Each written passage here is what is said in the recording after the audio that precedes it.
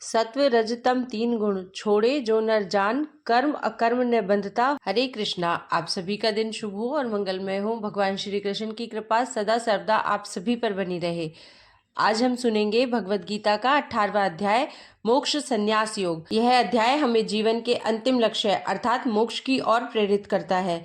यह सिखाता है कि समर्पण, शरणागति और निष्काम कर्म से ही जीवन के सभी बंधनों से मुक्ति पाई जा सकती है। तो आइए अब हम श्रवण करते हैं भगवत गीता के 18वें अध्याय का महात्म्य। तो भगवान श्री कृष्ण के चरणों में प्रणाम करते हुए हम 18वें अध्याय का महात्म्य श्रवण करते हैं।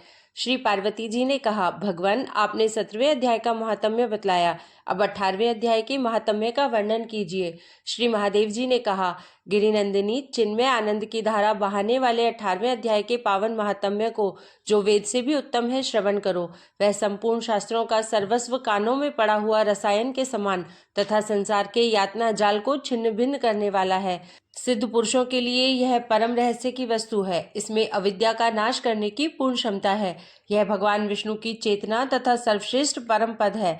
इतना ही नहीं, यह विवेकमयी लता का मूल, काम, क्रोध और मद को नष्ट करने वाला, इंद्र आदि देवताओं के चित्त का विश्राम मंदिर तथा सनक सैनंदन आदि महायोगियों का मनोरंजन करने वाला है। इसके पाठ मात्र से यमदूतों की गर्जना बंद हो जाती है। पार्वती, इससे बढ़कर कोई ऐसा रहस्यमय उपदेश नहीं है जो संतप्त मानवों के त्रिविध ताप को हरने वाला और बड़े बड़े पातकों का नाश करने वाला हो। 18वें अध्याय का लोकोत्तर महात्म्य है। इसके संबंध में जो पवित्र उपाख्यान है उसे भक्ति पूर्वक सुनो। उसके श्रवण मात्र से जीव समस्त पापों से मुक्त हो जाता है। मेरुगिरी के शिखर अमरावती नाम वाली एक रमणीय पुरी है। उसे पूर्व काल में विश्वकर्मा ने बनाया था। उस पुरी में देवताओं द्वारा सेवित इंद्र शची के साथ निवास करते थे। एक दिन वे सुखपूर्वक बैठे हुए थे। इतने में ही उन्होंने देखा कि भगवान विष्णु के दूतों से सेवित एक अन्य पुरुष वहां आ रहा है। इंद्र उस नवागत पुरुष के तेज से तिरस्कृत होकर तुरंत ही अपने मणिमय सिंहासन से मंडप में गिर पड़े। तब इंद्र के सेवकों ने देवलोक के साम्राज्य का मुकुट इस नूतन इंद्र के मस्तक पर रख दिया। फिर तो दिव्य गीत गाती हुई देवांगनाओं के साथ सब देवता उनकी आरती उतारने लगे। ऋषियों ने वेद मंत्रों का उच्चारण करके उन्हें अनेक आशीर्वाद दिए। गंधर्वों का ललित स्वर में मंगलमय गान होने लगा। इस प्रकार इस नवीन इंद्र का 100 यज्ञों का अनुष्ठान किए बिना ही नाना प्रकार के उत्सवों से सेवित देखकर पुराने इंद्र को बड़ा विस्मय हुआ। वे सोचने लगे, इसने तो मार्ग में न कभी पौसले अर्थात प्याऊ बनवाए हैं, न पोखरे खुदवाए हैं और न पथिकों को विश्राम देने वाले बड़े बड़े वृक्ष ही लगवाए हैं। अकाल पड़ने पर अन्नदान के द्वारा इसने प्राणियों का सत्कार भी नहीं किया है। इसके द्वारा तीर्थों में, सत्र और गांवों में यज्ञ का अनुष्ठान भी नहीं हुआ है। फिर इसने यहाँ भाग्य की दी हुई ये सारी वस्तुएं कैसे प्राप्त की है? इस चिंता से व्याकुल होकर इंद्र भगवान विष्णु से पूछने के लिए प्रेम पूर्वक क्षीर सागर के तट पर गए और वहां अकस्मात अपने साम्राज्य से भ्रष्ट होने का दुख निवेदन करते हुए बोले, लक्ष्मीकांत, मैंने पूर्व काल में आपकी प्रसन्नता के लिए 100 यज्ञों का अनुष्ठान किया था। उसी के पुण्य से मुझे इंद्रपद की प्राप्ति हुई थी। किंतु इस समय स्वर्ग में कोई दूसरा ही इंद्र अधिकार जमाए बैठा है। उसने तो न कभी धर्म का अनुष्ठान किया है न यज्ञों का। फिर उसने मेरे दिव्य सिंहासन पर कैसे अधिकार जमाया है? श्री भगवान बोले, इंद्र, वह गीता के 18वें अध्याय में से 5 श्लोकों का प्रतिदिन पाठ करता है। उसी के पुण्य से उसने तुम्हारे उत्तम साम्राज्य को प्राप्त कर लिया है। गीता के 18वें अध्याय का पाठ सब पुण्यों का शिरोमणि है। उसी का आश्रय लेकर तुम भी पद पर स्थिर हो सकते हो। भगवान विष्णु के ये वचन सुनकर और उस उत्तम उपाय को जानकर इंद्र ब्राह्मण का वेश बनाए गोदावरी के तट पर गए। वहां उन्होंने कालिका ग्राम नामक उत्तम और पवित्र नगर देखा, जहां काल का भी मर्दन करने वाले भगवान कालेश्वर विराजमान है। वही गोदावरी तट पर एक परम धर्मात्मा ब्राह्मण बैठे थे, जो बड़े ही दयालु और वेदों के पारंगत विद्वान थे। वे अपने मन को वश में करके प्रतिदिन गीता के 18वें अध्याय का स्वाध्याय किया करते थे। उन्हें देखकर इंद्र ने बड़ी प्रसन्नता के साथ उनके दोनों चरणों में मस्तक झुकाया और उन्हीं 18वें अध्याय को पढ़ा। फिर उसी के पुण्य से उन्होंने श्री विष्णु का सायुज्य प्राप्त कर लिया। इंद्र आदि देवताओं का पद बहुत ही छोटा है, यह जानकर वे परम हर्ष के साथ उत्तम वैकुंठ धाम को गए। अतः यह अध्याय मुनियों के लिए श्रेष्ठ परम तत्व है। पार्वती, 18वें अध्याय के इस दिव्य महात्म्य का वर्णन समाप्त हुआ। इसके श्रवण मात्र से मनुष्य सब पापों से छुटकारा पा जाता है। इस प्रकार संपूर्ण गीता का पापनाशक महात्म्य बतलाया गया। महाभागे, जो पुरुष श्रद्धा युक्त होकर इसका श्रवण करता है, वह समस्त यज्ञों का फल पाकर अंत में श्री विष्णु का सायुज्य प्राप्त कर लेता है। इस प्रकार गीता के 18वें अध्याय का महात्म्य यहीं समाप्त होता है। अब सुनिए श्री कृष्ण द्वारा अर्जुन को दिया गया ज्ञान 18वें अध्याय के माध्यम से। अर्जुन बोले, हे महाबाहो, हे अंतर्यामिन, हे वासुदेव, मैं संन्यास और त्याग के तत्व को पृथक पृथक जानना चाहता हूँ। श्री भगवान बोले, कितने ही पंडित जन तो काम्य कर्मों के त्याग को संन्यास समझते हैं तथा दूसरे विचार कुशल पुरुष सब कर्मों के फल के त्याग को त्याग कहते हैं। कुछ एक विद्वान ऐसा कहते हैं कि कर्म मात्र दोष युक्त है, इसलिए त्यागने के योग्य है, और दूसरे विद्वान यह कहते हैं कि यज्ञ, दान और तपरूप कर्म त्यागने योग्य नहीं है। हे पुरुष श्रेष्ठ अर्जुन, संन्यास और त्याग, इन दोनों में से पहले त्याग के विषय में तू मेरा निश्चय सुन, क्योंकि त्याग सात्विक, राजस और तामस भेद से 3 प्रकार का कहा गया है। यज्ञ, दान और तपरूप कर्म त्याग करने के योग्य नहीं है, बल्कि वह तो अवश्य कर्तव्य है, क्योंकि यज्ञ, दान और तप ये तीनों ही कर्म बुद्धिमान पुरुषों को पवित्र करने वाले हैं। इसलिए हे पार्थ, इन यज्ञ, दान और तपरूप कर्मों को तथा और भी संपूर्ण कर्तव्य कर्मों को आसक्ति और फलों का त्याग करके अवश्य करना चाहिए। यह मेरा निश्चय किया हुआ उत्तम मत है। निषिद्ध और काम्य कर्मों का तो स्वरूप से त्याग करना उचित ही है, परंतु नियत कर्म का स्वरूप से त्याग उचित नहीं है, इसलिए मोह के कारण उसका त्याग कर देना तामस त्याग कहा गया है। जो कुछ कर्म है वह सब दुख रूप ही है। ऐसा समझकर यदि कोई शारीरिक क्लेश के भय से कर्तव्य कर्मों का त्याग कर दे तो वह ऐसा राजस त्याग करके त्याग के फल को किसी प्रकार भी नहीं पाता। हे अर्जुन, जो शास्त्र विहित कर्म करना कर्तव्य है, इसी भाव से आसक्ति और फल का त्याग करके किया जाता है, वही सात्विक त्याग माना गया है। जो मनुष्य अकुशल कर्म से द्वेष नहीं करता और कुशल कर्म में आसक्त नहीं होता, वह शुद्ध सत्वगुण से युक्त पुरुष, संशय रहित, बुद्धिमान और सच्चा त्यागी है। क्योंकि शरीरधारी किसी भी मनुष्य के द्वारा संपूर्णता से सब कर्मों का त्याग किया जाना शक्य नहीं है, इसलिए जो कर्म फल का त्यागी है वही त्यागी है, यह कहा जाता है। कर्म फल का त्याग न करने वाले मनुष्यों के कर्मों का तो अच्छा, बुरा और मिला हुआ ऐसे 3 प्रकार का फल मरने के पश्चात अवश्य होता है, किंतु कर्म फल का त्याग कर देने वाले मनुष्यों के कर्मों का फल किसी काल में भी नहीं होता। हे महाबाहो, संपूर्ण कर्मों की सिद्धि के ये 5 हेतु कर्मों का अंत करने के लिए उपाय बतलाने वाले सांख्य शास्त्र में कहे गए हैं, उनको तू मुझसे भली भांति जान। इस विषय में अर्थात कर्मों की सिद्धि में अधिष्ठान और कर्ता तथा भिन्न भिन्न प्रकार के कारण और नाना प्रकार की अलग अलग चेष्टाएं, और वैसे ही 5वां हेतु दैव है। मनुष्य मन, वाणी और शरीर से शास्त्र अनुकूल अथवा विपरीत जो कुछ भी कर्म करता है उसके ये 5 कारण है, परंतु ऐसा होने पर भी जो मनुष्य अशुद्ध बुद्धि होने के कारण उस विषय में यानी कर्मों के होने में केवल शुद्ध स्वरूप आत्मा को कर्ता समझता है, वह मलिन बुद्धि वाला अज्ञानी यथार्थ नहीं समझता। जिस पुरुष के अंतःकरण में मैं करता हूँ ऐसा भाव नहीं है तथा जिसकी बुद्धि सांसारिक पदार्थों में और कर्मों में लेपायमान नहीं होती, वह पुरुष इन सब लोगों को मारकर भी वास्तव में न तो मरता है और न पाप से बंधता है। ज्ञाता, ज्ञान और ज्ञेय ये 3 प्रकार की कर्म प्रेरणा है, और कर्ता, करण तथा क्रिया ये 3 प्रकार का कर्म संग्रह है। गुणों की संख्या करने वाले शास्त्र में ज्ञान और कर्म तथा कर्ता गुणों के भेद से 3-3 प्रकार के ही कहे गए हैं, उनको भी तू मुझसे भली भांति सुन। जिस ज्ञान से मनुष्य पृथक पृथक सब भूतों में एक अविनाशी परमात्मा भाव को विभाग रहित संभाव से स्थित देखता है, उस ज्ञान को तू सात्विक जान। किंतु जो ज्ञान अर्थात जिस ज्ञान के द्वारा मनुष्य संपूर्ण भूतों में भिन्न भिन्न प्रकार के नाना भावों को अलग अलग जानता है, उस ज्ञान को तू राजस जान।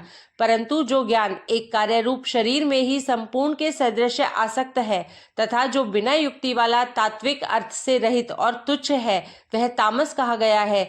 जो कर्म शास्त्र विधि से नियत किया हुआ और कर्तापन के अभिमान से रहित हो तथा फल न चाहने वाले पुरुष द्वारा बिना राग द्वेष के किया गया हो, वह सात्विक कहा जाता है। परंतु जो कर्म बहुत परिश्रम से युक्त होता है तथा भोगों को चाहने वाले पुरुष द्वारा या अहंकार युक्त पुरुष द्वारा किया जाता है, वह कर्म राजस कहा गया है। जो कर्म परिणाम, हानि, हिंसा और सामर्थ्य को न विचार कर केवल अज्ञान से आरंभ किया जाता है, वह तामस कहा जाता है। जो कर्ता संग्रहित, अहंकार के वचन न बोलने वाला, धैर्य और उत्साह से युक्त तथा कार्य के सिद्ध होने और न होने में हर्ष, शोक आदि विकारों से रहित है, वह सात्विक कहा जाता है। जो कर्ता आसक्ति से युक्त, कर्मों के फल को चाहने वाला और लोभी है तथा दूसरों को कष्ट देने के स्वभाव वाला, अशुद्धाचारी और हर्ष शोक से लिप्त है, वह राजस कहा गया है। जो कर्ता अयुक्त, शिक्षा से रहित, घमंडी, धूर्त और दूसरों की जीविका का नाश करने वाला तथा शोक करने वाला, आलसी और दीर्घ सूत्री है, वह तामस कहा जाता है। हे धनंजय, अब तू बुद्धि का और धृति का भी गुणों के अनुसार 3 प्रकार का भेद मेरे द्वारा संपूर्णता से विभाग पूर्वक कहा जाने वाला सुन। हे पार्थ, जो बुद्धि प्रवृत्ति मार्ग और निवृत्ति मार्ग को, कर्तव्य और अकर्तव्य को, भय और अभय को तथा बंधन और मोक्ष को यथार्थ जानती है, वह बुद्धि सात्विकी है। हे पार्थ, मनुष्य जिस बुद्धि के द्वारा धर्म और अधर्म को तथा कर्तव्य और अकर्तव्य को भी यथार्थ नहीं जानता, वह बुद्धि राजसी है। हे अर्जुन, जो तमोगुण से घिरी हुई बुद्धि अधर्म को भी यह धर्म है ऐसा मान लेती है तथा इसी प्रकार अन्य संपूर्ण पदार्थों को भी विपरीत मान लेती है, वह बुद्धि तामसी है। हे पार्थ, जिस अव्याभिचारिणी धारण शक्ति से मनुष्य ध्यान योग के द्वारा मन, प्राण और इंद्रियों की क्रियाओं को धारण करता है, वह धृति सात्विक है। परंतु हे पृथापुत्र अर्जुन, फल की इच्छा वाला मनुष्य जिस धारण शक्ति के द्वारा अत्यंत आसक्ति से धर्म, अर्थ और कामों को धारण करता है, वह धारण शक्ति राजसी है। हे पार्थ, दुष्ट बुद्धि वाला मनुष्य जिस धारण शक्ति के द्वारा निद्रा, भय, चिंता और दुख को तथा उन्मत्तता को भी नहीं छोड़ता अर्थात धारण किए रहता है, वह धारण शक्ति तामसी है।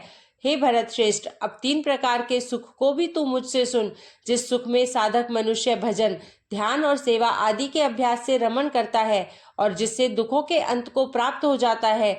जो ऐसा सुख है वह आरंभ काल में यद्यपि विष के तुल्य प्रतीत होता है, परंतु परिणाम में अमृत के तुल्य है। इसलिए वह परमात्मा विषयक बुद्धि के प्रसाद से उत्पन्न होने वाला सुख सात्विक कहा गया है। जो सुख विषय और इंद्रियों के संयोग से होता है, वह पहले भोग काल में अमृत के तुल्य प्रतीत होने पर भी परिणाम में विष के तुल्य है, इसलिए वह सुख राजस कहा गया है। जो सुख भोग काल में तथा परिणाम में भी आत्मा को मोहित करने वाला है, वह निद्रा, आलस्य और प्रमाद से उत्पन्न सुख तामस कहा गया है। पृथ्वी में या आकाश में तथा देवताओं में तथा इनके सिवा और कहीं भी वह ऐसा कोई भी सत्व नहीं है जो प्रकृति से उत्पन्न इन तीनों गुणों से रहित हो। हे परंतप, ब्राह्मण, क्षत्रिय और वैश्यों के तथा शूद्रों के कर्म स्वभाव उत्पन्न गुणों द्वारा विभक्त किए गए हैं। अंतःकरण का निग्रह करना, इंद्रियों का दमन करना, धर्म पालन के लिए कष्ट सहना, बाहर भीतर से शुद्ध रहना, दूसरों के अपराधों को क्षमा करना, मन, इंद्रिय और शरीर को सरल रखना, वेद, शास्त्र, ईश्वर और परलोक आदि में श्रद्धा रखना, वेद शास्त्रों का अध्ययन, अध्यापन करना और परमात्मा के तत्व का अनुभव करना, ये सबके सभी ब्राह्मण के स्वाभाविक कर्म है। शूरवीरता, तेज, धैर्य, चतुरता और युद्ध में न भागना, दान देना और स्वामी भाव, ये सबके सभी क्षत्रिय के स्वाभाविक कर्म है। खेती, गौपालन और क्रय विक्रय रूप सत्य व्यवहार, ये वैश्य के स्वाभाविक कर्म है तथा सब वर्णों की सेवा करना शूद्र का भी स्वाभाविक कर्म है। अपने अपने स्वाभाविक कर्मों में तत्परता से लगा हुआ मनुष्य भगवत प्राप्ति रूप परम सिद्धि को प्राप्त हो जाता है। अपने स्वाभाविक कर्म में लगा हुआ मनुष्य जिस प्रकार से कर्म करके परम सिद्धि को प्राप्त होता, उस विधि को तू सुन। जिस परमेश्वर से संपूर्ण प्राणियों की उत्पत्ति हुई है और जिससे यह समस्त जगत व्याप्त है, उस परमेश्वर की अपने स्वाभाविक कर्मों द्वारा पूजा करके मनुष्य परम सिद्धि को प्राप्त हो जाता है। अच्छी प्रकार आचरण किए हुए दूसरे के धर्म से गुण रहित भी अपना धर्म श्रेष्ठ है, क्योंकि स्वभाव से नियत किए हुए स्वधर्म कर्म को करता हुआ मनुष्य पाप को नहीं प्राप्त होता। अतएव हे कुंती पुत्र, दोषयुक्त होने पर भी सहज कर्म को नहीं त्यागना चाहिए, क्योंकि धुएं से अग्नि की भांति सभी कर्म किसी न किसी दोष से युक्त हैं। सर्वत्र आसक्ति रहित बुद्धि वाला, स्पृहा रहित और जीते हुए अंतःकरण वाला पुरुष सांख्य योग के द्वारा उस परम नैष्कर्म्य सिद्धि को प्राप्त होता है जो कि ज्ञान योग की परानिष्ठा है। उस नैष्कर्म्य सिद्धि को जिस प्रकार से प्राप्त होकर मनुष्य ब्रह्म को प्राप्त होता है, इस प्रकार हे कुंती पुत्र, तू संक्षेप में ही मुझसे समझ। विशुद्ध बुद्धि से युक्त तथा हल्का, सात्विक और नियमित भोजन करने वाला, शब्द आदि विषयों का त्याग करके एकांत और शुद्ध देश का सेवन करने वाला, सात्विक धारण शक्ति के द्वारा अंतःकरण और इंद्रियों का संयम करके मन, वाणी और शरीर को वश में कर लेने वाला तथा अहंकार, बल, घमंड, काम, क्रोध और परिग्रह का त्याग करके निरंतर ध्यान योग के परायण रहने वाला, ममता रहित और शांति युक्त पुरुष सच्चिदानंद घन ब्रह्म में अभिन्न भाव से स्थित होने का पात्र होता है। फिर वह सच्चिदानंद घन ब्रह्म में एक ही भाव से स्थित प्रसन्न मन वाला योगी ना तो किसी के लिए शोक करता है और न किसी की आकांक्षा ही करता है। ऐसा समस्त प्राणियों में संभावना वाला योगी मेरी पराभक्ति को प्राप्त हो जाता है। उस पराभक्ति के द्वारा वह मुझ परमात्मा को मैं जो हूँ और जितना हूँ ठीक वैसा का वैसा तत्व से जान लेता है तथा उस भक्ति से मुझको तत्व से जानकर तत्काल ही मुझ में प्रविष्ट हो जाता है। मेरे परायण हुआ कर्मयोगी तो संपूर्ण कर्मों को सदा करता हुआ भी मेरी कृपा से सनातन अविनाशी परम पद को प्राप्त हो जाता है। सब कर्मों का मन से मुझ में अर्पण करके तथा समबुद्धि रूप योग को अवलंबन करके मेरे परायण और निरंतर मुझ में चित्त वाला हो। उपर्युक्त प्रकार से मुझ में चित्त वाला होकर तू मेरी कृपा से समस्त संकटों को अनायास ही पार कर जाएगा और यदि अहंकार के कारण मेरे वचनों को न सुनेगा तो नष्ट हो जाएगा, अर्थात परमार्थ से भ्रष्ट हो जाएगा। जो तू अहंकार का आश्रय न लेकर यह मान रहा है कि मैं युद्ध नहीं करूंगा तो तेरा यह निश्चय मिथ्या है, क्योंकि तेरा स्वभाव तुझे जबरदस्ती युद्ध में लगा देगा। हे कुंती पुत्र, जिस कर्म को तू मोह के कारण करना नहीं चाहता उसको भी अपने पूर्वकृत स्वाभाविक कर्म से बंधा हुआ परवश होकर करेगा। हे अर्जुन, शरीर रूप यंत्र में आरूढ़ हुए संपूर्ण प्राणियों को अंतर्यामी परमेश्वर अपनी माया से उनके कर्मों के अनुसार भ्रमण कराता हुआ सब प्राणियों के हृदय में स्थित है। हे भारत, तू सब प्रकार से उस परमेश्वर की शरण में जा। उस परमात्मा की कृपा से ही तू परम शांति को तथा सनातन परम धाम को प्राप्त होगा। इस प्रकार यह गोपनीय से भी अति गोपनीय ज्ञान मैंने तुझसे कह दिया। अब तू इस रहस्य युक्त ज्ञान को पूर्णतया भलीभांति विचार कर, जैसे चाहता है वैसे ही कर। संपूर्ण गोपनीयों से अति गोपनीय मेरे परम रहस्य युक्त वचन को तू फिर भी सुन। तू मेरा अतिशय प्रिय है, इससे यह परम हितकारक वचन मैं तुझसे कहूँगा। हे अर्जुन, तू मुझ में मन वाला हो, मेरा भक्त बन, मेरा पूजन करने वाला हो और मुझको प्रणाम कर। ऐसा करने से तू मुझे ही प्राप्त होगा, यह मैं तुझसे सत्य प्रतिज्ञा करता हूँ, क्योंकि तू मेरा अत्यंत प्रिय है। संपूर्ण धर्मों को अर्थात संपूर्ण कर्तव्य कर्मों को मुझ में त्याग कर तू केवल एक मुझ सर्वशक्तिमान सर्वाधार परमेश्वर की ही शरण में आ जा। मैं तुझे संपूर्ण पापों से मुक्त कर दूंगा। तू शोक मत कर। तुझे यह गीता रूप रहस्यमय उपदेश किसी भी काल में न तो तप रहित मनुष्य से कहना चाहिए, न भक्ति रहित से, और न बिना सुनने की इच्छा वाले से ही कहना चाहिए, तथा जो मुझ में दोष दृष्टि देखता है उससे तो कभी नहीं कहना चाहिए। जो पुरुष मुझ में परम प्रेम करके इस परम रहस्य युक्त गीता शास्त्र को मेरे भक्तों से कहेगा वह मुझको ही प्राप्त होगा, इसमें कोई संदेह नहीं। उससे बढ़कर मेरा कोई प्रिय कार्य करने वाला मनुष्यों में कोई भी नहीं है तथा पृथ्वी भर में उससे बढ़कर मेरा प्रिय दूसरा कोई भविष्य में होगा भी नहीं। जो पुरुष इस धर्म में हम दोनों के संवाद रूप गीता शास्त्र को पढ़ेगा उसके द्वारा भी मैं ज्ञान यज्ञ से पूजित होऊंगा, ऐसा मेरा मत है। जो मनुष्य श्रद्धा युक्त और दोष दृष्टि से रहित होकर इस गीता शास्त्र को श्रवण भी करेगा वह भी पापों से मुक्त होकर उत्तम कर्म करने वालों के श्रेष्ठ लोकों को प्राप्त होगा। हे पार्थ, क्या इस अर्थात गीता शास्त्र को तूने एकाग्र चित्त से श्रवण किया? और हे धनंजय, क्या तेरा अज्ञान जनित मोह नष्ट हो गया? अर्जुन बोले, हे अच्युत, आपकी कृपा से मेरा मोह नष्ट हो गया और मैंने स्मृति प्राप्त कर ली है। अब मैं संशय रहित होकर स्थित हूँ, अतः आपकी आज्ञा का पालन करूंगा। संजय बोले, इस प्रकार मैंने श्री वासुदेव के और महात्मा अर्जुन के इस अद्भुत रहस्य युक्त रोमांचकारक संवाद को सुना। श्री व्यास जी की कृपा से दिव्य दृष्टि पाकर मैंने इस परम गोपनीय योग को अर्जुन के प्रति कहते हुए स्वयं योगेश्वर भगवान श्री कृष्ण से प्रत्यक्ष सुना है। हे राजन, भगवान श्री कृष्ण और अर्जुन के इस रहस्य युक्त कल्याणकारक और अद्भुत संवाद को पुनः पुनः स्मरण करके मैं बार बार हर्षित हो रहा हूँ। हे राजन, श्री हरि के उस अत्यंत विलक्षण रूप को भी पुनः पुनः स्मरण करके मेरे चित्त में महान आश्चर्य होता है और मैं बार बार हर्षित हो रहा हूँ। हे राजन, जहाँ योगेश्वर भगवान श्री कृष्ण है और जहाँ गांडीव धनुषधारी अर्जुन है वहीं पर श्री विजय विभूति और अचल नीति है, ऐसा मेरा मत है। इस प्रकार श्री कृष्ण अर्जुन संवाद में मोक्ष संन्यास योग नाम का 18वां अध्याय संपूर्ण हुआ। बोलिए श्री कृष्ण भगवान की जय।